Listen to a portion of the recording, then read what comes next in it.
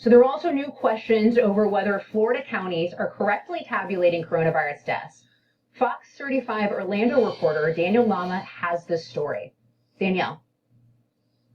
Well, hey there, Lisa. Yeah, this is coming up because we were speaking with the Orange County Health Officer yesterday about some of the numbers regarding coronavirus deaths. And we had noticed that 2 people in their 20s had died from COVID. And so we asked him if there were any underlying conditions involved.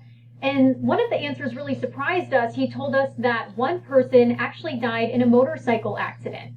And he told us that that had gone into the COVID numbers, and he had asked the state to remove that number. And when asked if it had actually been removed or cleared from that data, he said he didn't think so, he wasn't sure, but he was going to double check on that. And so that's when we started asking questions here.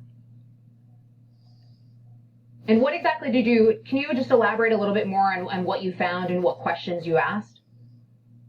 Right, so we were told that it was a man in his 20s who did test positive for coronavirus but had died because he was in a motorcycle accident. And so then today we've been trying to follow up on this to figure out if this is still currently in the state data. And so the Orange County Health Officer's his office is telling that they are still working to try and confirm that, to see if that death was cleared from the system. We also reached out to the medical examiner here in Orange County because those folks have to certify the COVID deaths. And he told us that that death would not be qualified as a coronavirus death. His exact quote was, "We only ascribe COVID deaths if COVID is the cause of death or contributed to the cause of death."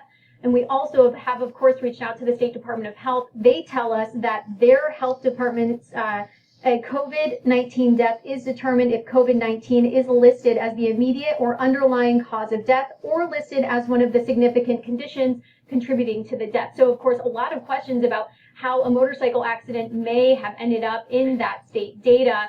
And, you know, a lot is riding on these numbers, and people want to make sure that these are accurate. There are big decisions, schools, governments making decisions, looking at the data. So that's why we're asking these questions when we hear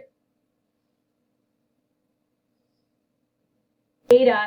And, you know, a lot is riding on these numbers, and people want to make sure that these are accurate. There are big decisions, schools, governments making decisions, looking at the data.